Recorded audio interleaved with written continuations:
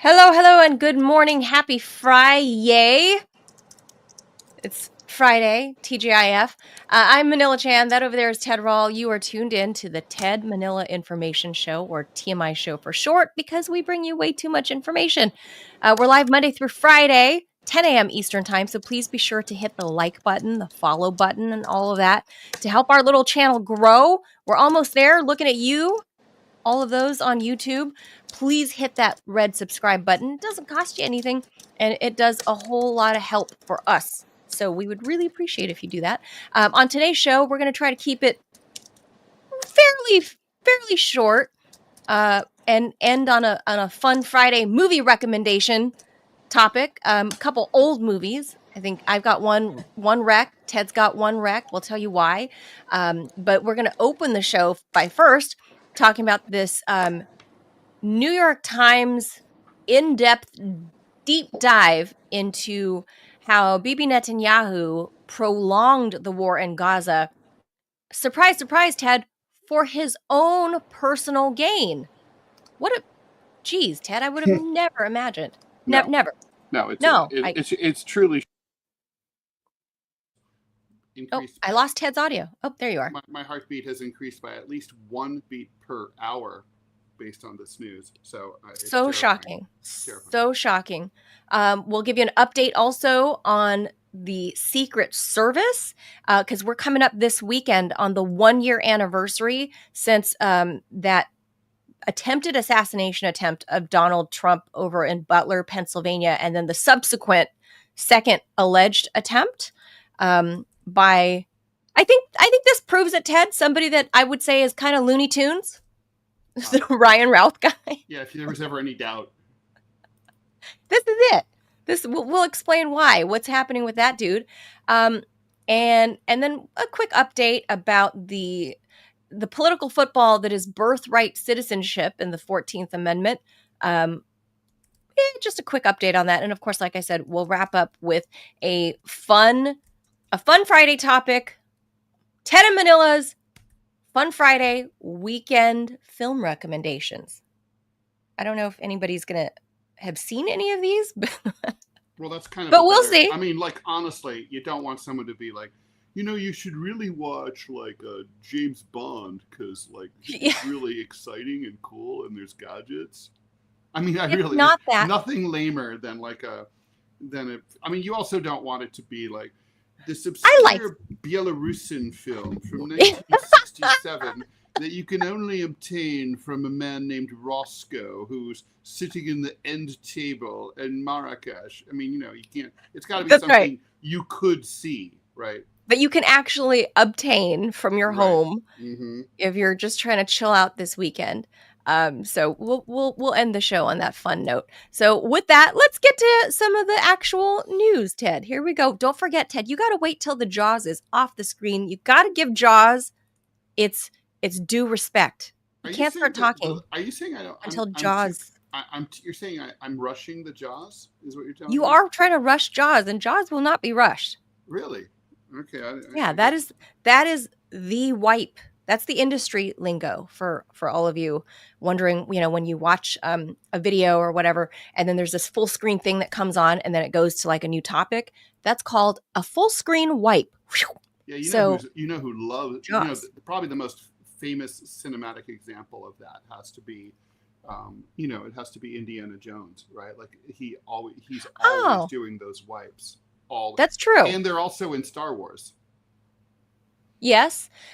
And it's almost like Star Wars does almost like a jump cut, but not quite. They put a thing up real quick. Mm-hmm. But in the Indiana Jones films definitely had like a very obvious Yeah, these are next scene. These are all an homage to older films. So yeah, and I dig it because I don't know. At first, before I learned about films in college, I used to assume it was the writers couldn't connect the story plot, so to make it easy on themselves, they just included a wipe. Maybe. Oh, you think? I don't know. I think now I appreciate it as a means to advance the storyline.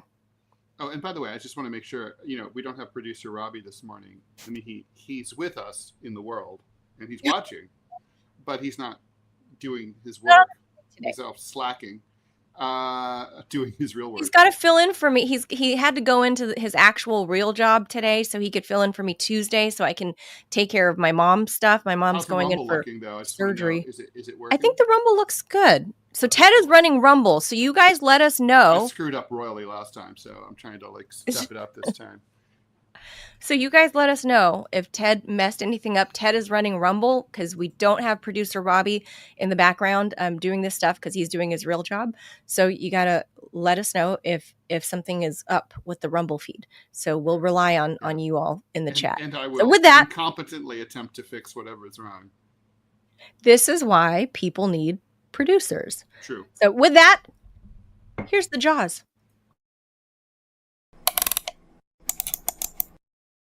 Well, as Manila said, there is a blockbuster expose in the New York Times that broke just about an hour before the show, and we had to basically scuttle our plans and break the presses and start from scratch.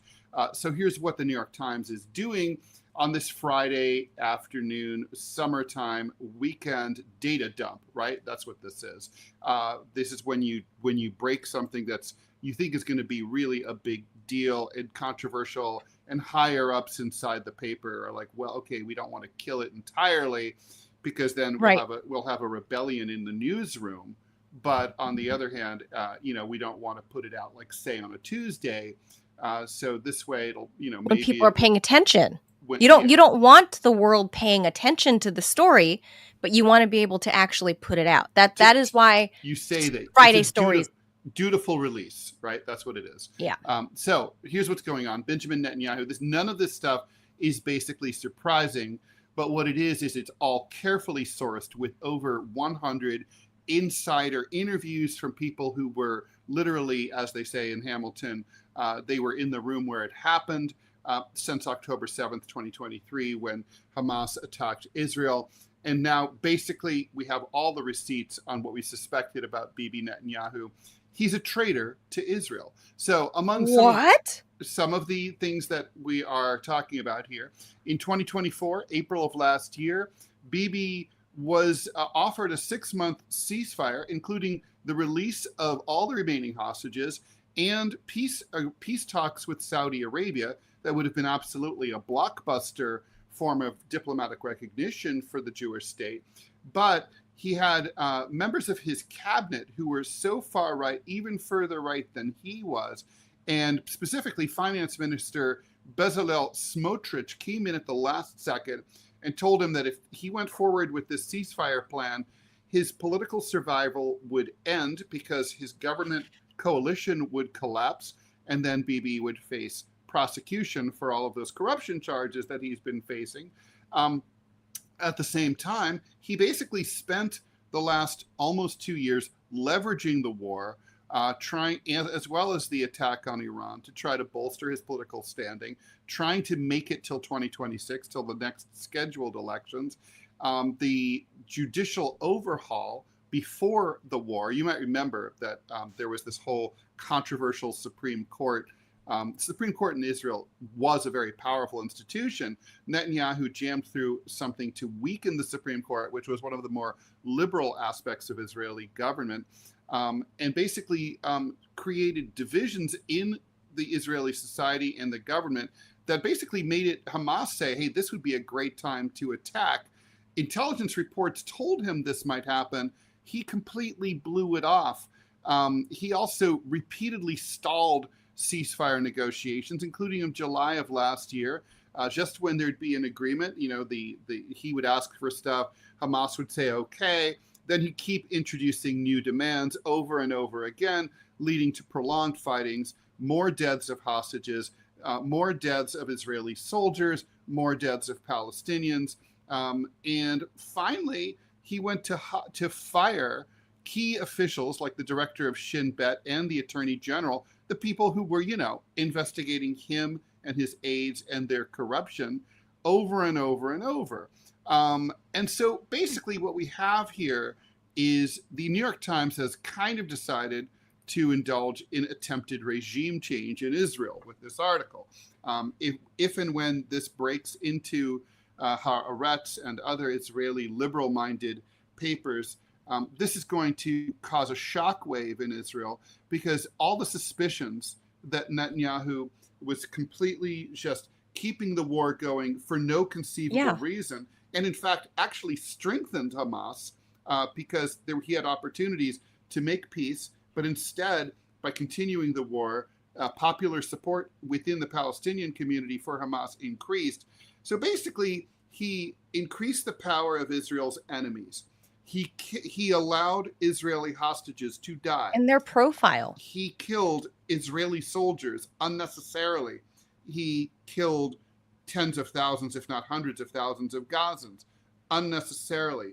And this was all not about patriotism. It's not about bad policy. It's about cynical scheming. And if you don't care about the people of Palestine at all, even if you're a militant Zionist, you can't read this in any way and think, this person cares about my country. This person only cared about himself. He's a traitor to the state of Israel. And if you are Jewish or you care about Israel or you're a Zionist, you should be pushing to remove him and have him arrested at this point, I would say. Well, the ICC put out an arrest warrant for him. For, the ICC, I have some complaints about them back and forth, like their phony baloney thing about Vladimir Putin and the kidnap of Ukrainian children. But that, Sure. So that was wrong. That's not true. Some things are wrong and dumb and political for obvious reasons. That was during the Biden years. But sometimes they get things right. And in this case, talking about real war criminals, I wish the ICC could take a look at this and add more charges.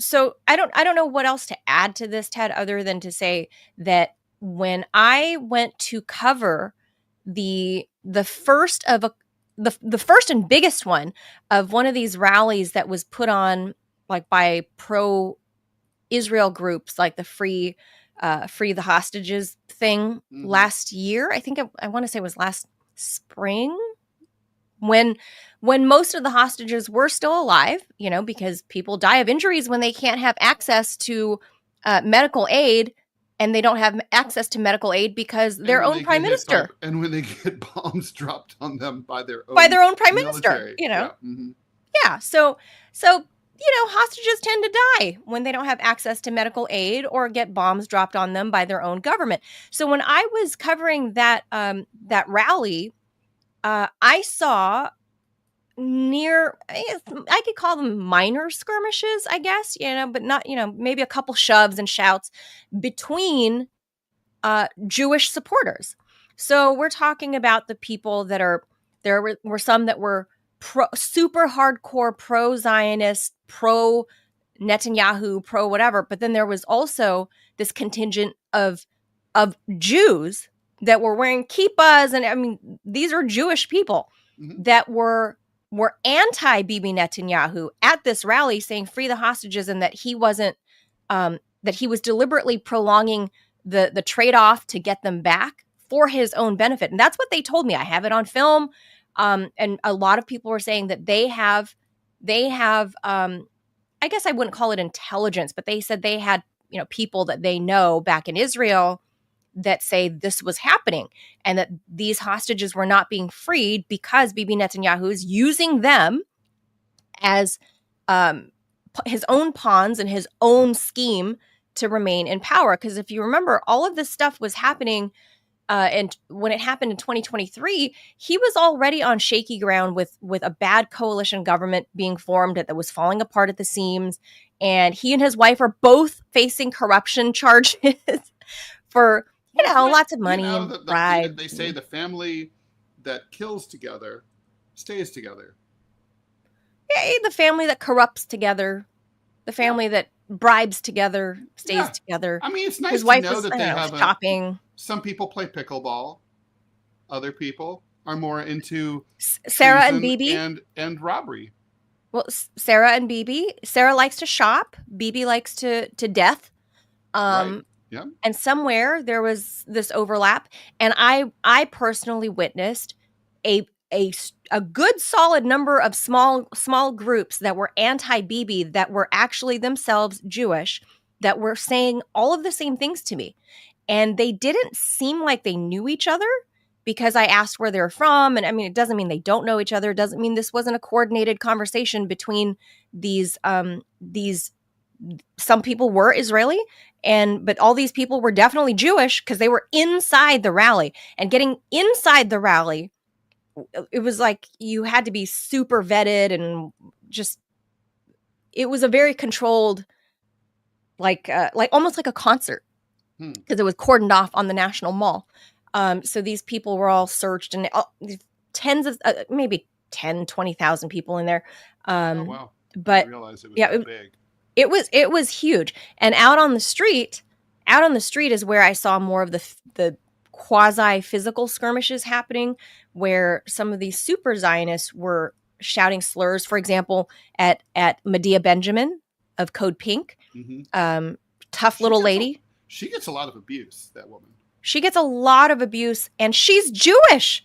Medea Benjamin is a little old Jewish granny. I know it's hard for me to believe that she's old, but she is now. She is. She's a tough little lady, and she was getting. I just couldn't believe how these young Zionists could treat this little old Jewish. Those people are fucking bubby. Shameless. I mean, she's tiny. If you guys think I'm small, Medea Benjamin is tiny. She comes up to like my nose. Like she's maybe 5 feet tall. Tiny, maybe 5 feet tall and 100 pounds soaking wet. And I watched them shout slurs at her.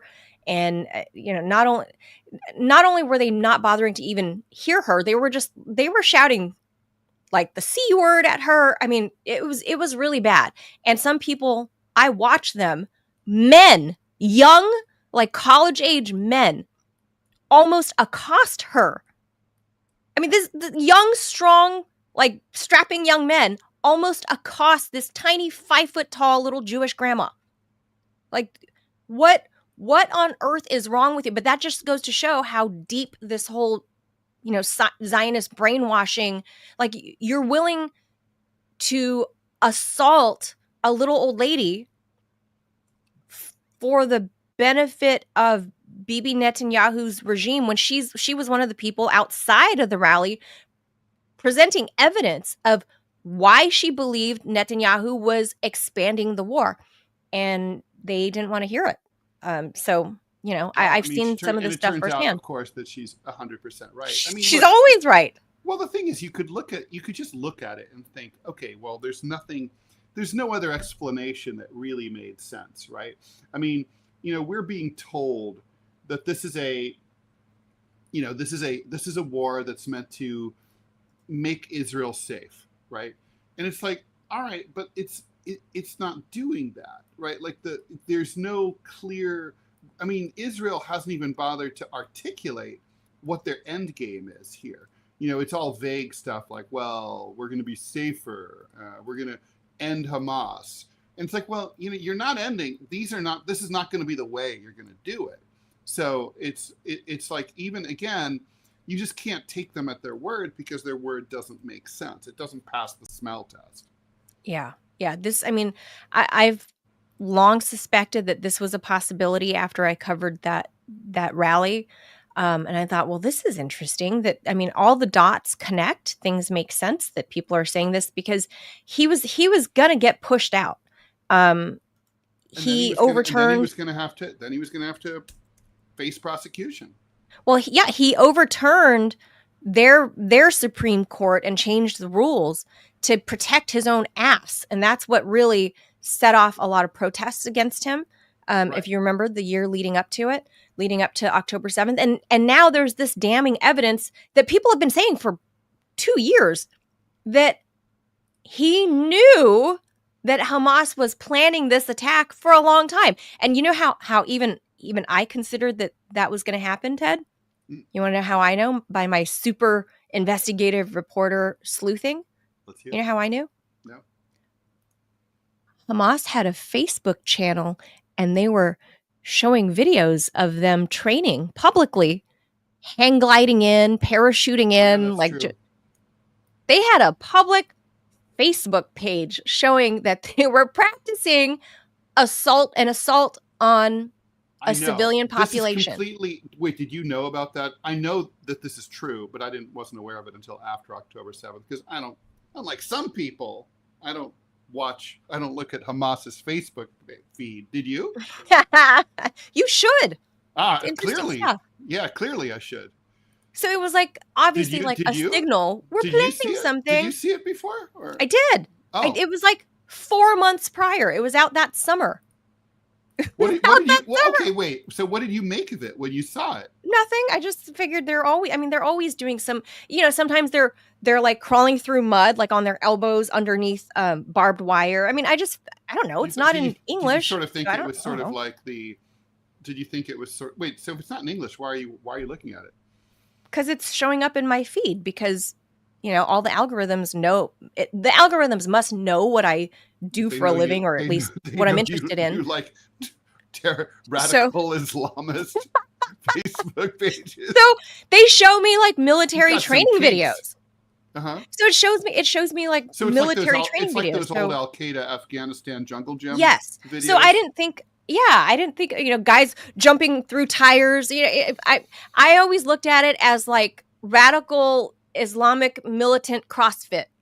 So I don't put too much stock in them. I've seen thousands of these videos, right? Yeah, but I was true. I didn't think anything of it. I saw it in the summer. And so when the news broke that they had these videos I guess a up, Zionist would say, an apologist for the regime over there would say, well, maybe Mossad looked at those and thought the same thing. They're just doing their physical fitness shit. This is they have their rifles and they're they don't have 24-hour fitness, so this is their deal. What do you think? Yeah, so I didn't think anything. I just scroll through, I'm just kind of doom scrolling and I'm like, oh, like this is But in all like seriousness, kind of if you fitness. thought that, not that you're, a Mossad officer, but I mean, what do you think? Do you think with the benefit that they should have recognized, like, ooh, this is a concern? If you're like a Mossad officer, obviously they knew what it was because they gave the intel to Bibi Netanyahu. So they knew. They knew what it was, and obviously they can speak Arabic. They have the sound equipment to figure out, even the noises in the background of what these people are saying while they're training. Unlike the U.S., which fires its Arabic language people. Right. I'm an untrained ear. I recognize Arabic when I hear it, but I don't know what the vast majority of what they're saying. But I just took it as like, well, there's all kinds of like, Osama bin Laden used to post videos of his guys training, like crawling, on their elbows and whatever. And so I didn't think anything of it. So when the news broke about this, that hey, there's evidence that Hamas was training for months ahead of October 7th. Well, yeah, actually, I was like, the truth is, Manila, it's a year. That's what I saw. It's a year that they had. And it's not just that. Then there's also the fact that when on October 7th itself, that was a smart fence. That was the whole point. It was a very expensive fence. And so in the same way, if you have a burglar alarm in your house and someone cracks the window when the alarm is on, it's going to act, it goes off, right? And then it calls the police and it makes a big loud noise. So in the same way, that security fence was set up that as soon as it was broken or breached, if something went over it, like say a hang glider, a sensor would be triggered.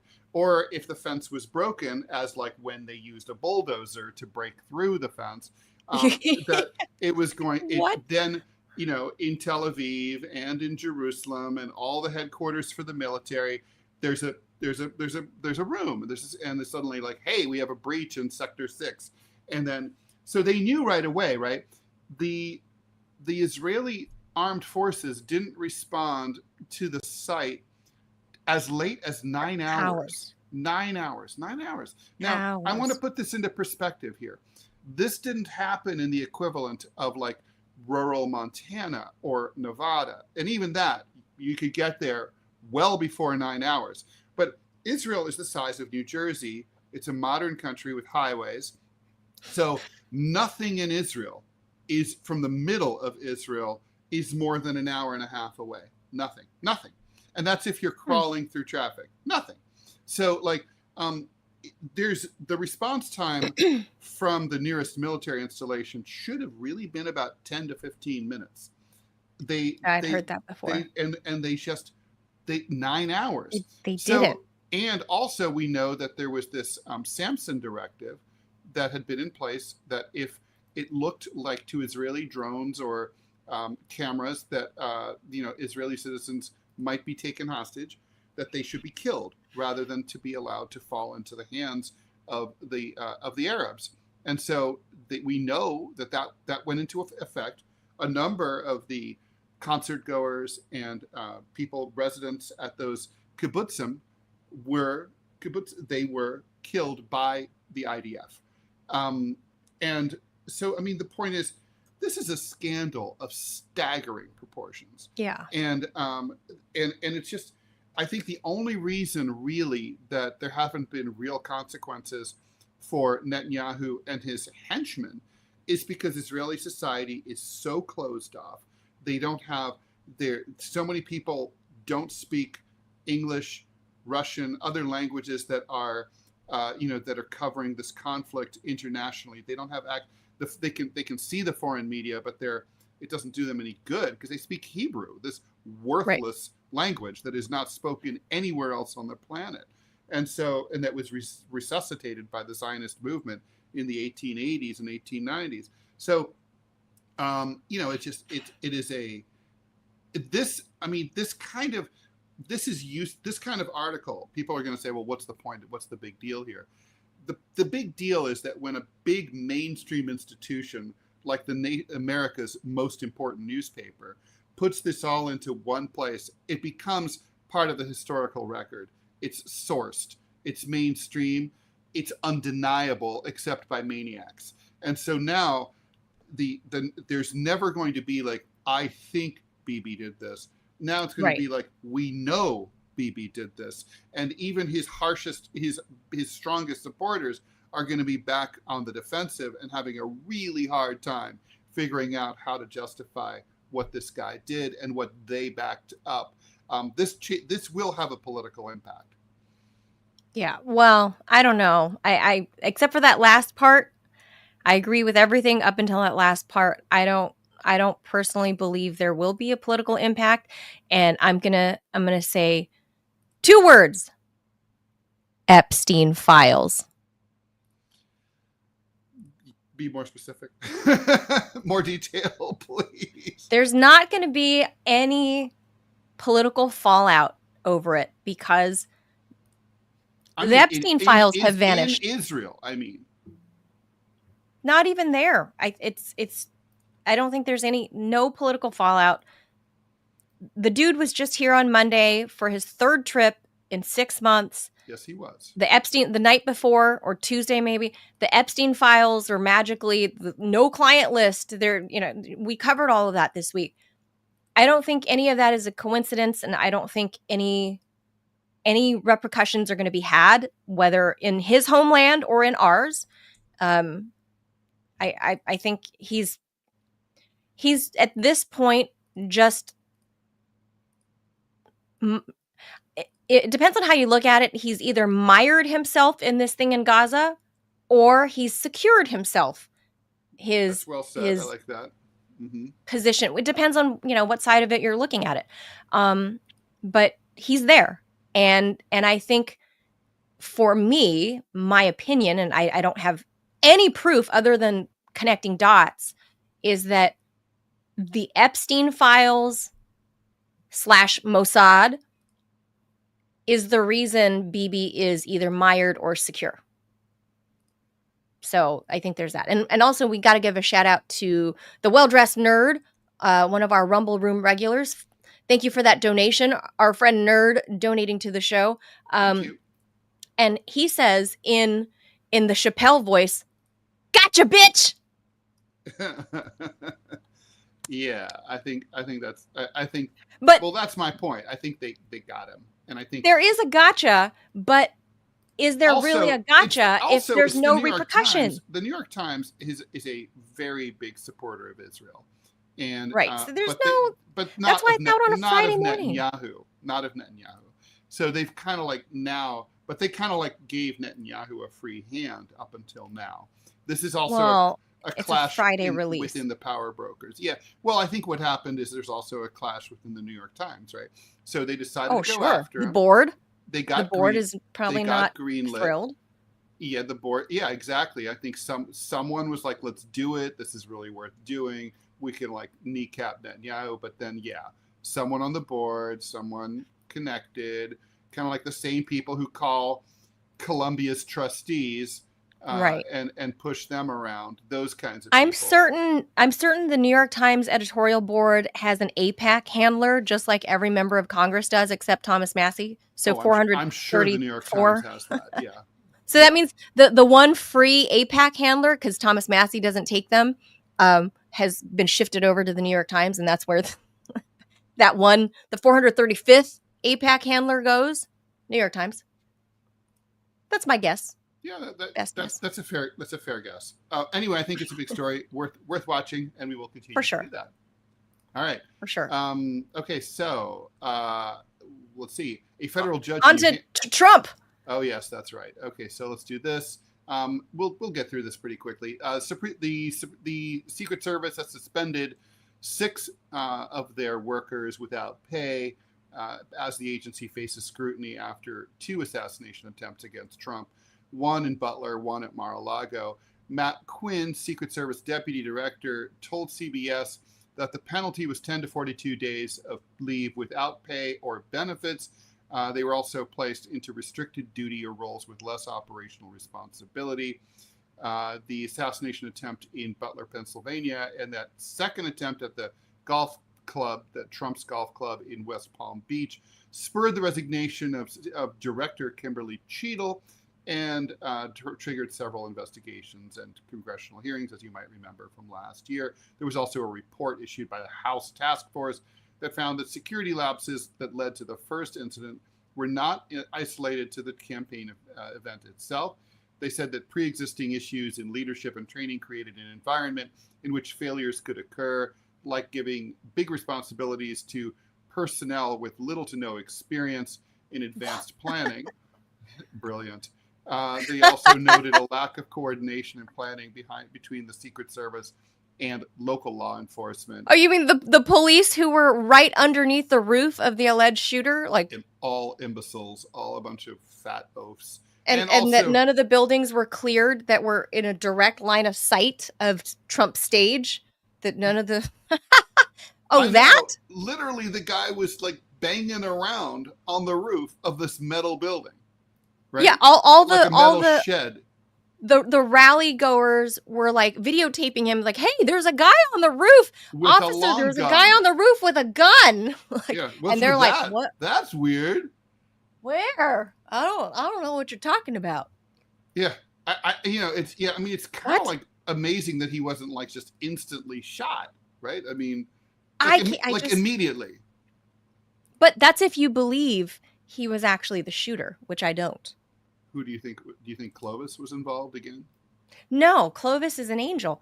I believe it was another a Kennedy style thing. I believe the CIA was involved. You think there was a man in the grassy knoll? I believe there were 2 other shooters. I believe there were 3 guns.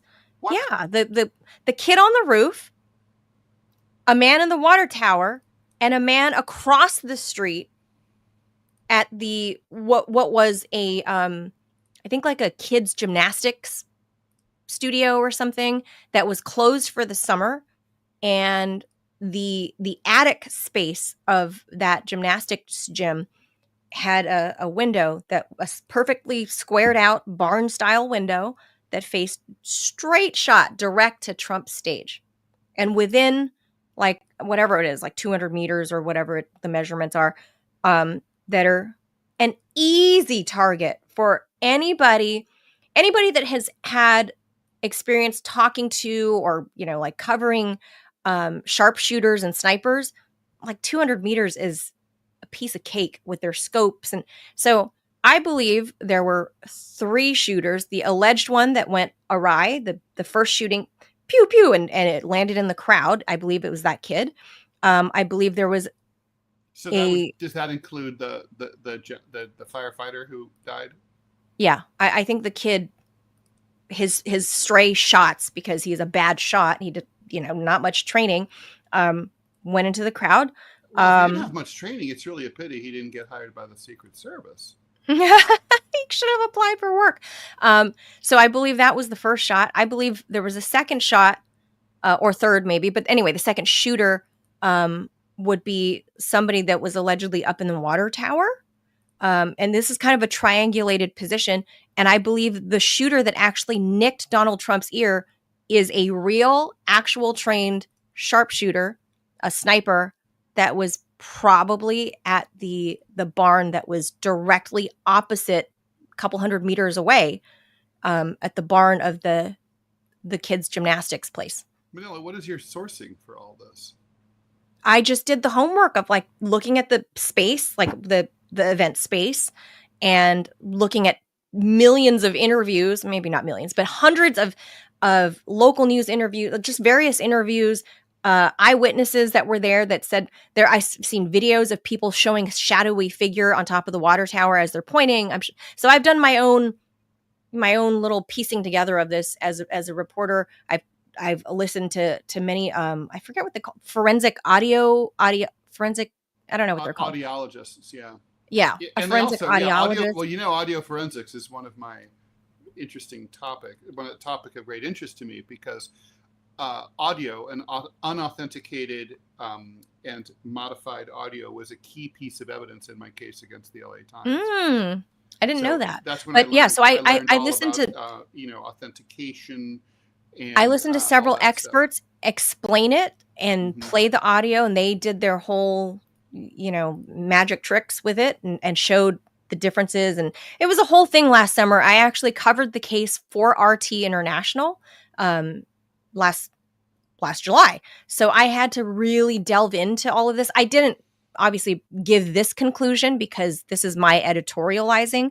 So when I was reporting this for RT, I could only report, what I had found, including clips and, the experts saying this, talking to experts saying that, and snipers that I've talked to. I have sources that were, military special operators like Green Berets and stuff like that. So I concluded, but it's me editorializing. But you can't I concluded, right. I can't prove it with absolute certainty, but my conclusion is I think there were 3 people on the roof, or not the roof, but up high at elevated vantage points. The kid, what do you think that was the fall guy. Yeah, what do you think the motivation of these people were, and how did the others get away? Because they're deep state operators. They're either CIA or whatever. Well, I would why say would CIA. deep state operators work with? Because they didn't want Trump. They didn't want Trump no, to but win. Why would they work with this kid who was didn't know what he was doing? He's the fall guy, like a Lee Harvey Oswald. He's the fall guy. He was the fall guy. Everything around that kid's death is suspicious. There were calls coming to and from. Or there was somebody with a cell phone. How does this 19 or 20-year-old kid randomly have a connection to somebody here in DC? Amazingly enough, cell phone tracking shows that somebody was calling him from right around, literally within 100 yards of the FBI Hoover building and the FBI satellite office near China, or not Chinatown. Anyway, there's a satellite office outside, like several blocks away downtown. That phone call, that particular cell phone data shows that particular phone had been tracked going back and forth to that kid's house at least 2 times. And well, whose phone is it? Don't know. Why not? They haven't. Authorities just solved the case. It was that kid. What was his name? Ryan Crook? No, Crooks? Yeah, that's right. Crooks or something. But and lo and behold, the snipers on the roof shot and killed the kid because he was the sniper. Again, a lot of suspicious shit. Just like there's no Jeffrey Epstein files, there's no clients, there's nothing else to see here. Wait a minute here. Okay, so here's one thing I don't understand though, Manila. I mean, he's the victim here, the intended victim is currently the sitting president. Correct. So obviously he should want to know who is trying to kill him. Why wouldn't he be? Yeah, you would think. So why isn't he leaning on the government, on his own staff? Why isn't he not leaning on the FBI? Because he doesn't want to get actually killed. What's going on? What? That's the answer. Because he doesn't want to actually get killed. Yeah, but the best way to not get killed is to catch the people who are trying to kill you. No. No. What? Not always. Wait, what? I'm sorry. I don't. None of this has to make logical sense. I mean, if they're lording it over your head, it all has to make logical sense. Of course it does. It doesn't. It absolutely does not. Because again, how do you explain like the Epstein files? None of this has to be logical. I mean, there are just things that don't make sense. No, listen. If you believe the Mossad, JFK, the JFK assassination, none of that makes sense. Yeah, it sure does. Of course it does. The official story, none of that makes sense. No, I'm saying, but if you believe the Mossad theory, for example, it makes sense.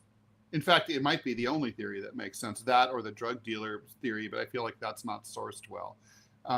But the Jack Ruby / Rubenstein, there's just this. That's what this is here. I mean, it was like, that, they took their shot twice. The truth will failed. Make sense once you determine the truth, right? But once you find but that's the thing. I'm not.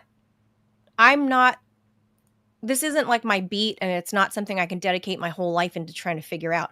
I just think that there's a deal. Deals are made all the time, Ted, and sometimes they don't make sense to the rest of us on the outside. And I'm on the outside just like the rest of everybody else watching and listening. I just had to put in a little more legwork last summer when this broke because it was my job. So I do know a thing or two, and I just know things don't make sense. And he was undeniably, I mean, he just walloped Kamala Harris, right, in November. So I think this was his resounding win was too big for the deep state to try to take him out at this point.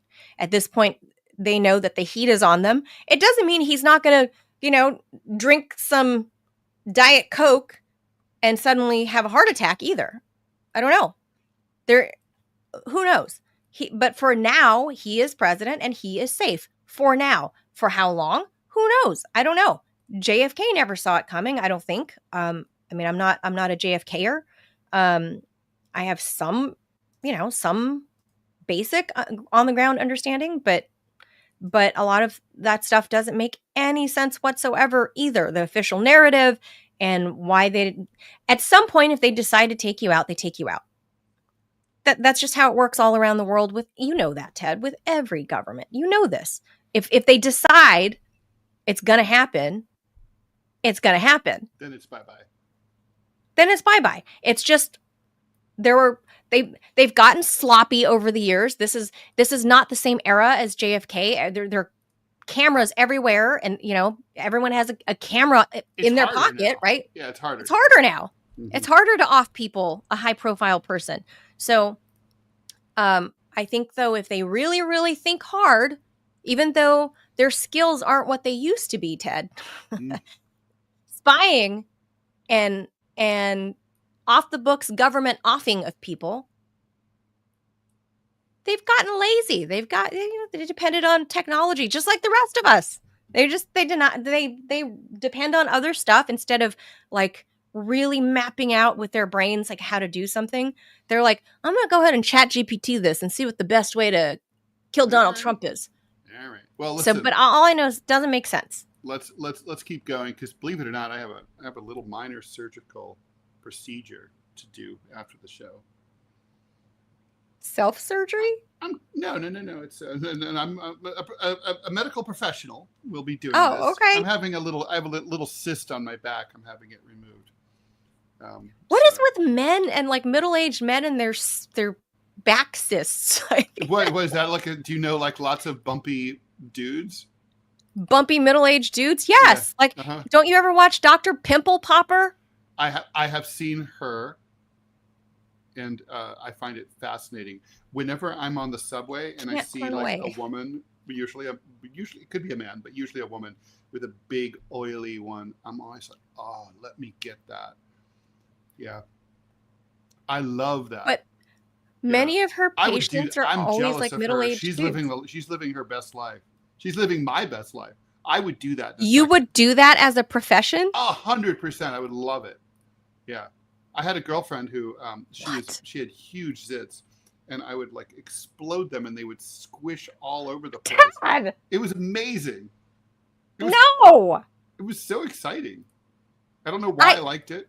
Look, I don't know why. I never put on that show because then I'm like horror watching, but I'm grossed out and I can't turn away at the same time. It's like watching a train wreck.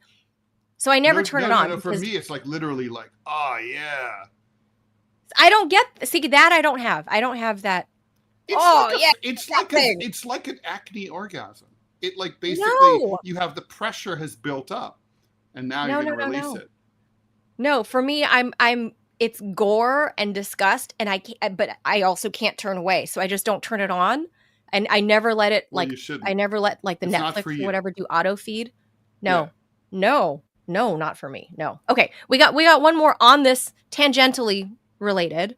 Okay, to the Trump second assassination. And meanwhile, Ryan Routh, who's the dude who allegedly he was laying in wait outside the fence of Trump's golf course as he played golf. He never got any shots off or anything like that. But anyway, he was laying in wait. Totally normal. Look at him. I don't know if you would call this really an assassination attempt. or an assassination plot, or somewhere. It's somewhere in between, right? It's like he was getting ready, he was in position, but he never actually shot at the president. He But never anyway, squeezed off a shot. Yeah. no, he never did. But anyway, so But he said he wants to fire his court-appointed lawyer and represent himself. He made his request to very famous district court judge Eileen Cannon. You might remember her. Imagine that. When the judge asked 59-year-old Ralph whether he wanted her to 59. appoint a new lawyer, he said, no, I'll do it myself. So the judge asked, do you understand that self-representation is almost always a bad idea? Yes, Your Honor, he replied. He said that he had the benefit of 2 years of college after earning his GED, so therefore he can definitely defend himself in court against going the pro attempted se murder just of the President of the United States. Pro se is a great idea when you're given wrong? that background. Yeah, having done pro se, I have thoughts about this. Anyway, he asked if the judge also asked if he understood the court's rules, and he said, I have a book. And so anyway, she's going to think about it. She's probably going to say okay, because you do have the right to do this, as long as you can show that you have the right. Competent. You have the right, as long as you can show you're competent. But can the judge deny it, or is it an absolute right?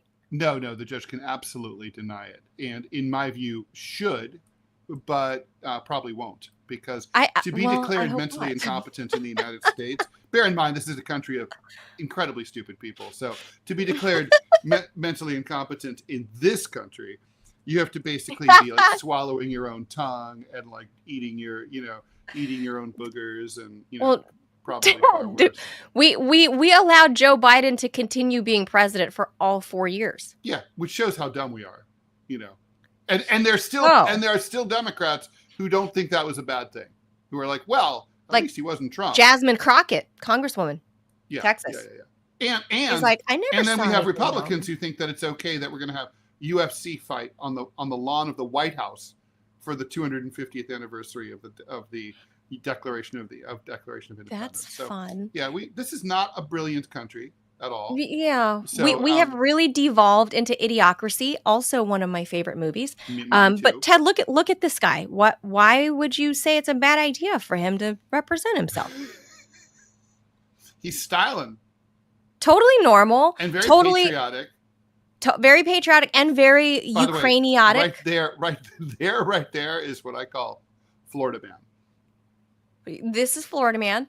And let's not forget, he was like super pro-Ukraine. Like, I don't know how this guy managed to, like, remember, he was like fundraising for Ukraine. Somehow he managed to fly in and out of Ukraine several times. Somehow this guy managed to set up appointments with random members of Congress. I can't get to my own member of Congress. Forget that I'm a journalist. Just as a resident of any state, I can't get to my own representative, but this guy manages to get one-on-one meetings in their offices. Well, as long as we're talking about defending Ukraine, of course, that makes perfect sense. Is that where I missed it? Can meet. Yeah, I mean, basically, it's the latest iteration of Charlie Wilson's war, right? I mean, it's a dumb fucking idea, and it. But Congress people will meet with you if you're fundraising for Ukraine. Yeah, like if you just came up with some, dumb new war that we could line the pockets of more defense contractors. I think very clearly, you could get a meeting with like Chuck Schumer, with the president, anyone you wanted, Oh, so I'm stupid because I'm like, I have complaints about my district and how like this is fucked up and there's potholes and our water is they don't want to hear that, right? They're not. That's not interesting to them. By the way, I gotta say, a funny unemployment in my bit of district. News broke this morning. I thought it was really funny. So this is not in our list, but Trump imposed sanctions on Iraqi oil, like basically a tariff on Iraqi oil. Okay. And so, but do you remember the whole thing about Trump was he said we should have kept when we invaded Iraq, we were stupid not to keep the oil.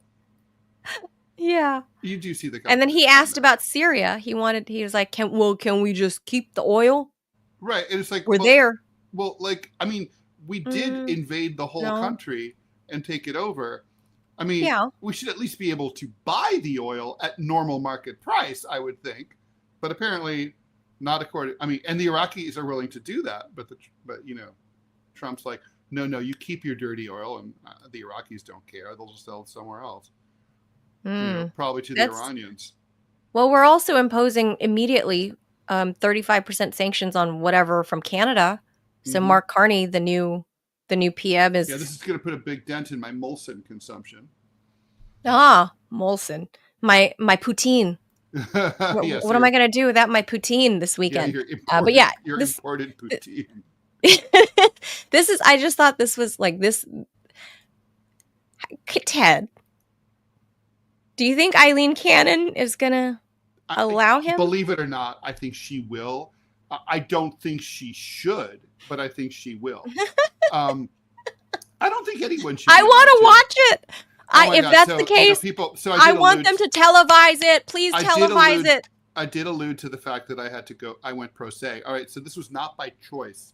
In my LA Times saga, I came to learn that my lawyer was corrupt, and so yes, we covered him, the old guy. We did, and I fired him, and so it took me a few weeks to find a new lawyer, but fortunately. Okay. I did find a new lawyer just a few days before my hearing, a key hearing in the case. Because the judge was also corrupt, they refused my request. I basically went and said, hey, listen, I have new counsel, Your Honor. Can my new counsel, I mean, there were, I think at that point, 12 bankers' boxes worth of documents to review, okay? So my lawyer was on vacay in Vermont, and he was like, "Hey, I need like 3 weeks to read all this crap," and so that's a reasonable request, right? The case had already dragged on for 2 years by this point. The judge is like, "No, we're in a hurry here." I'm like, "Since when are we in a hurry?" And she's like, "No, you can't. You have to represent yourself."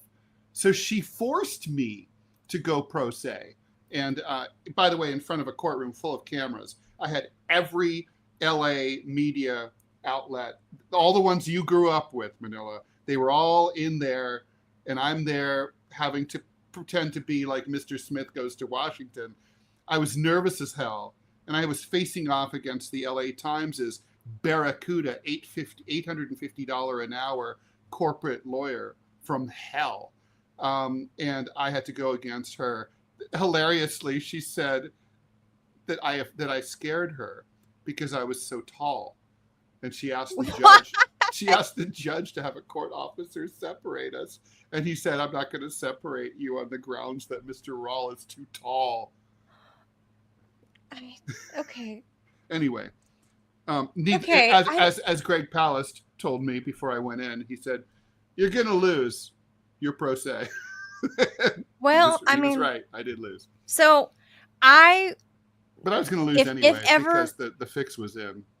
If ever there was great summer TV watching, I guess this will be fall, but if ever there's great what did they call it? Must-see TV. Mm-hmm. Must-see TV for this fall. Not to be confused with musty TV. That's different. No, but please, Judge Cannon, please allow cameras in your courtroom. Do federal courts do that? I don't think they do. I don't know. I don't know what the law. I don't know. But I would please, if there is some way, please let us watch this. Please let us watch this. I would just, please. This would be amazing. I don't think honestly, I think it's a fucking outrage. I mean, I think if someone's mentally deranged, which this guy is, I'll just say it. He should not be permitted to represent himself. I mean, honestly, I think there's a strong case that he should get a very small sentence. He didn't fire off any shots at the president. The guy is crazy. Look at him. Got the crazy eyes. Yeah, I mean, the guy's nuts. and he didn't shoot at the president. So I think that's his defense right there. Like, you know, Right. He didn't actually do it, but he was laying there with a rifle. Yeah. I mean, it's not a good look. He could say, hey, No. I just happened to, I didn't know it was the fence for the golf course. I was just stopped over there. I like to just lay there with my rifle. Yeah. I have all the time. My Second Amendment right to lie anywhere I want with my rifle. It is Florida. I was cuddling my rifle. Yeah. I mean, there's all kinds of defenses here. I mean, There is a defense. I mean, it's not like without defense, right? So, I mean, the point is he should be able to avail himself of that. I mean, as it is, you're not doing great with a court-appointed attorney, but better that than no attorney at all. Yeah, but he's got a book, Ted. He has a book. I mean, do you think it's like a Stephen King book? Or do you think it's the Bible? Or what do That's true. He didn't clarify to Judge Cannon what that book was. Could be the Bible. He said a book, the book. Yeah, book. Got the book. No, he didn't say the book. He said a book. Oh. It could be the phone book. A book. Well, they don't really make phone books anymore. I have a book story. A book story like that. So I had this friend. We were always like cruising for girls together. And he got wind of this. Yes, shocking. He got wind of this party in Lower Manhattan where he was like, it's all models. And I'm like, oh, please no. Models are too fucking stupid. I heard this before. A couple years ago you told me, and I thought, Ted, really? No, but you got to tell the audience. All right. So I'm like, look, I don't want to fuck any models. I mean, what if I end up reproducing with them? My genes will be diluted. It'll be bad for the family tree. I'm already his only child. So he was like, okay, listen, he's like, we'll leave if they turn out to be really stupid. And so I was like, well, what metric do we have? And so finally I said, I tell you what, if there isn't at least one book in the place when we arrive, then we leave. And he's like, well, there's going to be one book. There's like 4 girls living there. And I'm like, all right, so this is an easy thing for you to agree to. So we go. And it's a loft on 14th Street and like 3rd Avenue, and a beautiful place. It had the worst Liechtenstein I've ever seen in my life in there, of the Statue of Liberty, and and I'm not a big Liechtenstein fan anyway, but it was a really bad one anyway. So there's built-in bookshelves, floor to ceiling, that go like 80, 100 feet. It's crazy how many shelves there are, right? And so lining these shelves are stuffed animals, framed pictures of themselves. And they're models, Ted. And their pets. Come on. And more stuffed animals. And that's it. And I'm like, do you see what I see? No books, nowhere on the shelves. So he's like, oh my God. He's like, I can't believe this. He's like, there's that one girl up there, the blonde. I really want to tap that. I'm like, dude, we have a deal. We have to leave. And he's like, let me go find out if they have a book. I'm like, all right, if you can produce a book. Book. I didn't say I have to see the book. I just said, like, if you can show a book, like, like you can. Book. Like it's it's hidden, right? It could be anything. Perfect bound. Right? A book, not a magazine, a book. Right. Anyway, he comes back. I'm like, and he goes, does the phone book count? I go, the phone book counts. He comes back. He goes and talks to them, and he comes back and he's like, let's go. It's like they didn't have a book. No books. Not even the phone. Well, no Bible. Well, nothing. Wow. Nothing. Well, when I was young and single, I was judgy, and not because I'm a super film buff, but I had the book rules. I would judge you based on the books you did have, because I don't know that I ever went on a date. Maybe I went on a date, but I never liked anybody. I could tell, before I get to the stage where I want to be invited to their home to look around. But I would judge them based on their books. And if they ever wanted to, like, before Netflix and chill became a thing, if what movie they would say they want to watch with me. Or what about what movie they had on DVD or VHS back in the day? Back then. You would see them on the shelf. Yeah, I would see their, so I would judge it kind of the same way. Or their vinyl. I always looked at that. Mm-hmm. I would judge them based on their, their Those music collection. metrics. Yeah, music collection, movie collection, and book collection. Yeah. So I would look and see, and I can't say that anybody's home that I've ever been invited to that I've not seen. But again, you guys are guys, so you guys see hot model chicks in Manhattan, and you're like, yeah, let's go. Well, yeah. I mean, you guys are guys, so I don't care. Hot model chicks anywhere, you're going to be like hot model chicks. Right. By the way, the hot model chicks aren't even really that hot, to be honest. Well, yeah. They're too skinny. So when I ran the magazine in Dubai, Men's Style magazine, I used to book many more often than not. I would do the booking of the models for the photo shoots and whatever for our magazine. So I got to know a lot of beautiful, mostly Eastern European women. Oh, well, those are, yeah. Mm-hmm. Stunning, like gazelles walking into a room. But some of them, here's the difference between like a men's magazine and the women that we hired for the photo shoots versus, let's say Vogue, right? Yeah. The models that I got to book for the men's magazine had to appeal to men, obviously. Right.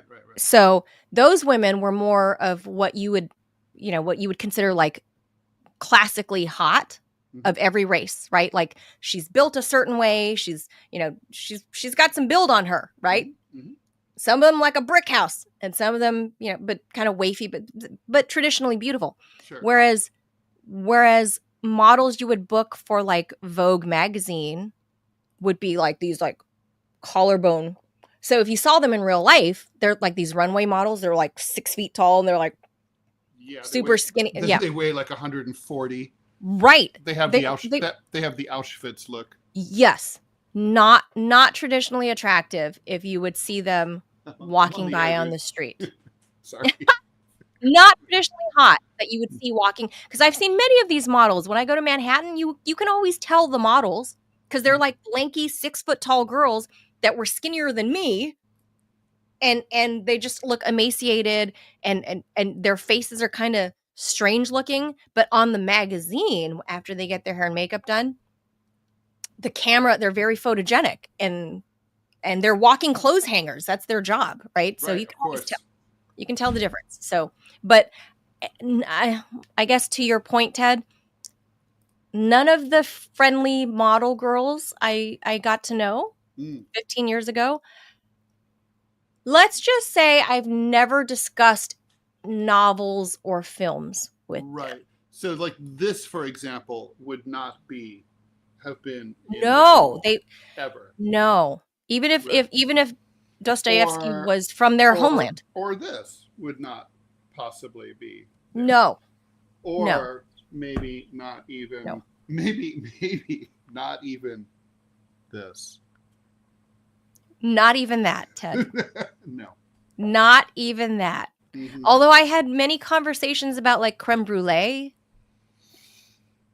Well, I like creme brulee a lot. It's the only. I love creme brulee. It's one of the few. It's one of the few things that baked goods that you require a blowtorch. I love it. Very few require power tools, but there you go. I feel like this guy would be a blowtorch. Ryan Routh would be a blowtorch aficionado. He would be. It looks like he may have used one as a makeup applicator. He does look. Anyway, that guy's been sleeping rough, and he's only 59, and he's not a stranger to the bar. He is only 59 years old. I just want to point that out. That's a guy he's had a few Bloody Marys. He's yeah. So anyway, this guy. That's the funny update about the whole last summer's assassination attempt of who would be President 47 of the United States. So there you go. There's the update.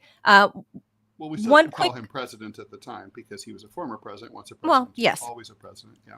Yes, 45 would be 47. And then we'll do the quick update, Ted, about the birthright thing, and then we'll give you our movie recommendations for the weekend. And finally, a federal judge in New Hampshire issued a nationwide block yesterday against Trump's executive order that put an end to birthright citizenship.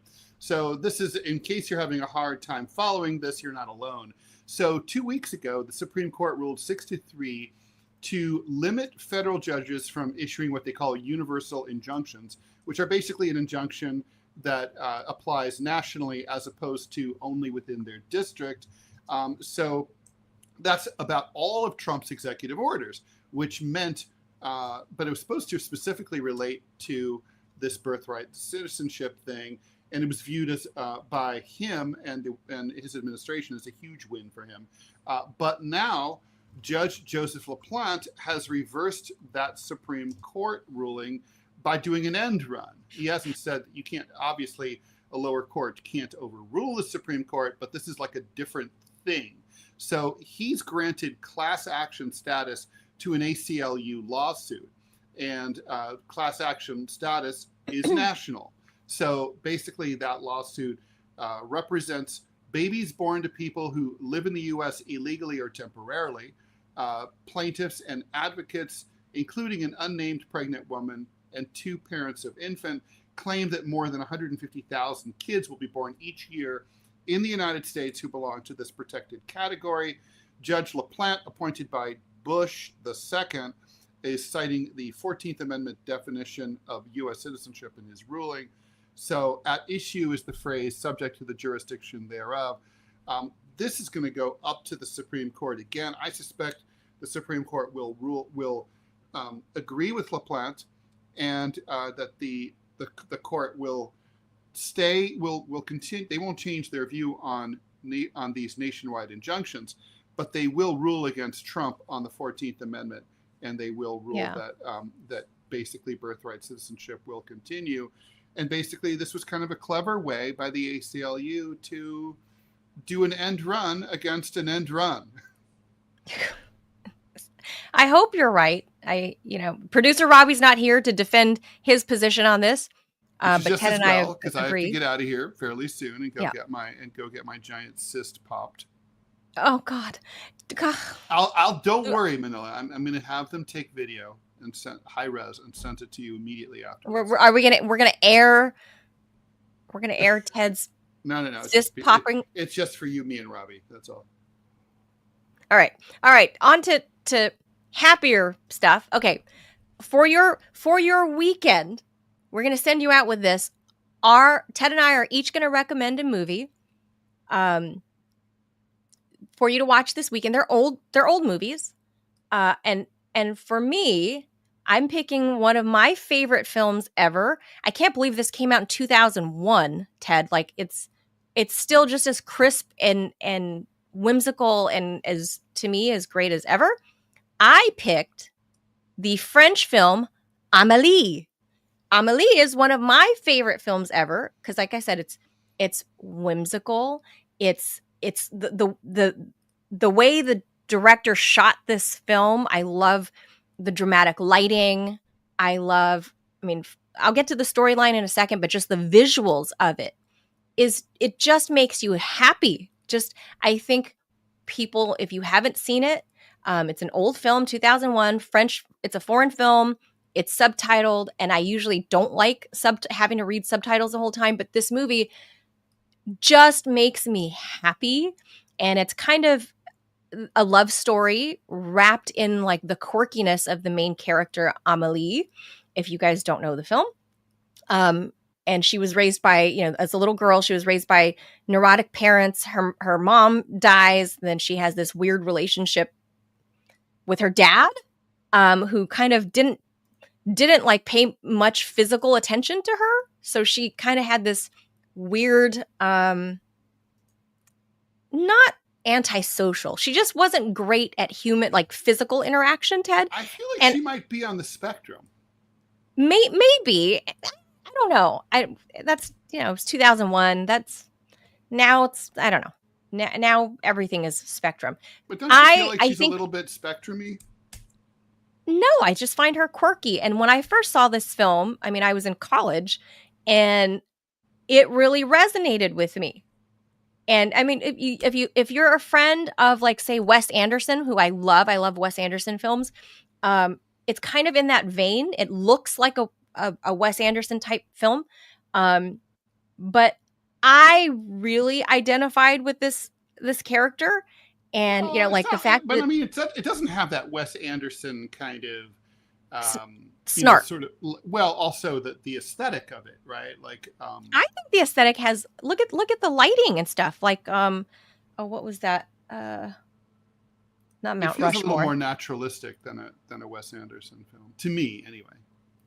I found it kind of quirky in the way Wes Anderson films are, um, and I thought they were trying to copy a Wes Anderson aesthetic, but the character I don't even know that Wes Anderson was even making films at that time. was Was he? he? No, I think he did. I Oh, think he did. I think it was in the late '90s. I think I can't all remember. right. I'm bad with names of films unless they're simple like this, Amelie. But I identified a lot So with the unbearable character. lightness of being is not for you, I would never remember it. or I'd be everything like, you've ever wanted to know about sex, but we're afraid to ask, would never remember that name. Would never. But or this, Doctor I feel Strangelove, like, or How I Stopped Worrying. And no, that one I can remember. I yeah, can remember Doctor Strangelove. okay. But like this, like, I mean, just look. I identified with the little girl. She found simple pleasures in life. For example, sticking her hand like in a pile of dry beans. I used to do that at the grocery store. So I just find it kind of whimsical and happy and charming and kind of silly. And it's ultimately a love story. And she's discovering who she is as a young woman, about love It's also a and love letter to kindness. Paris too. Yes, and the aesthetic of Paris back then, because Paris now, Ted, as we Is know, different. Is different. is full of illegal migrants sleeping under bridges. Well, there were always lots of, honestly, homelessness has always been a huge issue in Paris. It really has. I went there a couple of times. I don't remember Along the Seine, feeling. really, you never saw the Yeah, no, I saw the a sleeping couple, on but the not. side of the But river. again, Ted, my frame of reference is Los Angeles. True. Right. So, but this movie, if you guys haven't seen it and you want to see something that is like light and happy and will leave you feeling like our shitty world isn't as shitty. If you want to escape our shitty world, escape to this cute, whimsical, And happy she went film. on to quite a, what's her name? Something tattoo. Oh yeah, she went on to a big career. I think this was her big break. I think so. What? I don't remember her name. But the yeah, you'll actress. see her. I mean, they kind Tattoo? of make her Pee Wee Hermione in this film. With the makeup and stuff, but she looks different, very I different love in other it. movies. I love it. That girl has some big eyes. I love the whole premise of the film, the aesthetic of the film, just love it. Love it. So I think if you're looking for something fun and want to brighten up your mood, Amelie is it. Super cute. Well, yeah, I mean, I remember I saw it. Did you see it in the theater when it came out, or did you end up? Yeah, in the theater, and then I bought the DVD when DVDs were still very expensive. I had to save money for that. Yeah, it's funny. I will full disclosure. I did find the movie a little bit irritating. Men always say this. Oh my god! Really, is that true? But too, Ted. Yes, I did. You of all people, you're a film buff. Yeah, and I love Paris, and I love France. And, yeah, and I'm surprised. Here's the thing. I think it was. I felt like it was like too much character development, and I don't really like too much character development because these are people we don't really know. They're not real, right? So like, why get to? It's enough. It's already too much work to get to know real people. So why spend? Ted, you don't want to invest 90 minutes in getting to know each of these characters and their background. I love that. I love that they did. I thought they did a great job showing us how all of these people became quirky. It was a very twee and fey film. and and like I think there's a place for that, and obviously it was a huge hit, and I totally see the appeal. Look, I would not disagree with anything you said about like how it can make you happy, and like it's very upbeat and optimistic, and it's really about like the joy of life. It's quirky, I think, and what makes the quirks are what make life worth living. But I guess it's true. I always suspected that she was like slightly retarded, and well, like, that's me. That's me. And I find slightly retarded people to be slightly irritating. So that's me. So I don't find you irritating, but I don't know. It's just like, and you're not really slightly retarded anyway. But yeah, so that was me. But all right, good choice, I'd say. I better get mine out before I go out. This is Ted's. Here's Ted's. Puffed. All right, so mine's a very different kind of film. Mine is the 1950 film noir Ace in the Hole, originally starring Kirk Douglas. He is basically a washed up. So this is Billy Wilder, the famous director of The Apartment. Very apropos, by the way, Ted. And Double Indemnity and so on. When AMC used to show these kind of movies, I remember seeing this on AMC. I was very excited. And the guy who introduced it said it is widely considered to be the most pessimistic American film ever made. It's a riff on the story of Floyd Collins. So in the early 1900s, a guy named Floyd Collins was spelunking in Sand Cave in rural Kentucky, and he got trapped by a fallen boulder. And for days and weeks, there was a rescue attempt to try to drill through the boulder and get him out. It became a giant national story. This one reporter climbed down to him and interviewed him as he was dying day after day. And the wire service coverage became so popular that it won him a Pulitzer Prize. And it was considered by many people to have been extremely exploitative and kind of the beginning of true yellow journalism domestically. So in this story, Kirk Douglas is an alcoholic, washed up East Coast reporter who can't work anywhere because there are none of those. He's pissed off everybody back east. He's broke and down on his luck in Albuquerque. His car breaks down in front of a newspaper office. He goes into the newspaper office and asks for a job, and he says, "I'm $1,000 a day reporter, but you can have me for $20." It has some of the best, quick witticism, snappy retort dialogue you will ever experience in cinema.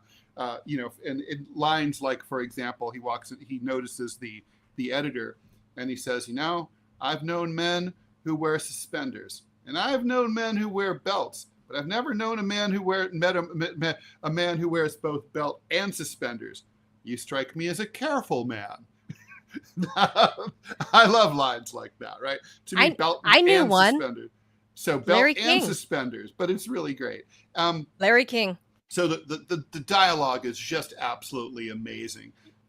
He basically connives with corrupt local sheriff to help spearhead the rescue effort of a guy who's gotten trapped in a cave outside of Albuquerque. He exploited. I mean, that was he decides to try to replicate what the Floyd Collins story for national gain, and it works until it doesn't. It's a film noir, so of course there is what's her name? Is that Barbara Stanwyck? No, I don't think it is. I always forget her name. But the love interest here is a former, basically a floozy from Baltimore, and it's her husband who's dying. She's great. At one point, she's hitting on Kirk Douglas's character, and Kirk Douglas says, "Shouldn't you be praying for your dying husband?" And she goes, "I don't like to kneel. It bags my nylons." So, so it's like that dark. And Of course, she's the femme fatale. So We all know, if you watched a film noir, what that means. If you don't know what that means, then you need to watch some film noir. And this is there are worse places to start. It is it's a real send up of journalism. And, it's very apropos to the time. Very apropos to this day and age. The movie did not do terribly well. It was not a big win at the time. I thought it was a flop. No, like total flop. Like it was. They were so desperate they even renamed it, thus causing kind of the confusion. It's originally called The Big Carnival, but it was supposed to be called Ace in the Hole. They went back to now when you get it, it's the original Ace in the Hole. But it's absolutely epic. I mean, this is created the same year as Billy Wilder did Double Indemnity. I mean, which is literally the ultimate film noir. So, this is I don't know. This is I a don't know director that America, at the peak of his powers. I mean, maybe I'm shitty for saying this, but I feel like American filmmakers aren't great at film noir. Well, Billy Wilder was not originally American, right? He's an Eastern European, a Jewish refugee from the Holocaust. And, amazingly, he was, I think, Hungarian. I'm pretty sure he did not the dude didn't speak English at all until he got here, and then ended up within a few years learning English and producing some of the best written dialogue that American movies have ever had. I feel like one of my professors had us watch this because I thought the name sounded familiar, and then when I saw the trailer, so I definitely had seen this at some point, maybe 25 years ago. But did you like it? For me, when I think film noir, I think like obviously French film noir. I love French films. I love British music and French films, and French films like The 400 Blows, like Francois Truffaut. But that's not film noir. That's not at all film noir. I mean, you don't it's black consider and that? White. No, not at all. Are you kidding? No way. It's dark with the whole like I don't know how to describe the undertone. I didn't major in. Well, okay. So film noir is a very it's a very specific type of cinema that came out of the cynicism of World War II and the darkness of World War II. Yeah, isn't 400 Blows that? I mean, there's a lot of Americans make a lot. No, 400 Blows that's the beginning of the French New Wave. Francois Truffaut is part of that. The same that later on would have been Godal and people like that. But no, I mean, maybe I like that. Maybe I'm not a 400 Blows. It's definitely not. No, in film noir, film noir is a formula. It typically is like based on a Raymond Chandler novel or something like that, and it's typically you have. Double Indemnity is a classic film noir, right? So DOA. So in film noir, you typically start out with a character who's dying, and he says, "I'm already dead. Now I'm gonna go back and tell you how I got myself into this shit." And then he goes, and the whole movie is a flashback, and we work back to the point where he's telling his story about what happened to him, where he's on his deathbed. Usually, he's a guy who's kind of like a hustler, down on his luck, who's trying to get ahead somehow and plot and scheme in a difficult world. Often, and he meets and falls in love with a dangerous, hot, sexy blonde, and then the dangerous, hot, sexy blonde is typically married. There's movies like the Postman Always Rings Twice. He has an affair with her. Typically, she says, "Hey, let's kill my husband," and and then and that's what happened to Double Indemnity. And then he's like, "Okay, then I get to be with you." And she's like, "Yeah, and we'll kill him, and we'll get all of his money, or we'll get life insurance on him, or something." And then but it turns out she's playing the long con, and she doesn't fuck him, she fucks him, and kills him, and gets away with all the money, and she's the femme fatale. That's the formula for film noir. There's Ted is, if you guys didn't know, is a film buff. I only had to take film classes and script writing classes as tangential stuff for my journalism major. So, but I was exposed to great films, and I fell in love with Francois Truffaut. And he's one of my favorites, by the way. I really want to. So I learned that I really loved French films, and so when Amélie came out, I was like, oh my god! Here's a modern day, like French, a French film that, like, compared to these black and white Truffaut films, like, here's another French film that I'm in love with. So two different by the films. way, film noir can be modern too. I mean, like, for example, one of the like who? Rumblers mentioned Body Heat. That's a modern film noir. Really? Yeah. Also, God, what was that Gary Oldman film? Romeo is Bleeding is a modern film noir. So basically, you don't really have to have. It doesn't have to be black and white. It doesn't have to have those harsh, people looking the shadows cast by the Venetian blinds. It doesn't have to have any of that stuff. I thought that's what made them. And there's also there's Southern Gothic film noir. Oh my God, what is that called? The one where the guy is oh my God, it's going to come to me later. But anyway, so these are our film recommendations. Ted, I don't know if we have an ad that we have to read. Do you want to check? Or I'll check right now. We got to check before we go. We got to check if we have to do an ad read or not. Mm-hmm. We kind of screwed that up yesterday. We did no ad read. So. Okay. So those are our film recs. Ted's got something a little darker to recommend. I've got something a little lighter and quirky to recommend. Mm-hmm. I say Amelie. Ted says Ace in the Hole. If you're in a bad mood, probably don't watch Ace in the Hole. Yeah. Yeah, well, I mean, Ted, we live in constant, perpetual bad mood world. Yeah, that's true. So, I like watching stuff primarily that's going to. I got to dip. I got to go get that thing. All right, I'm due cross town. Take a video.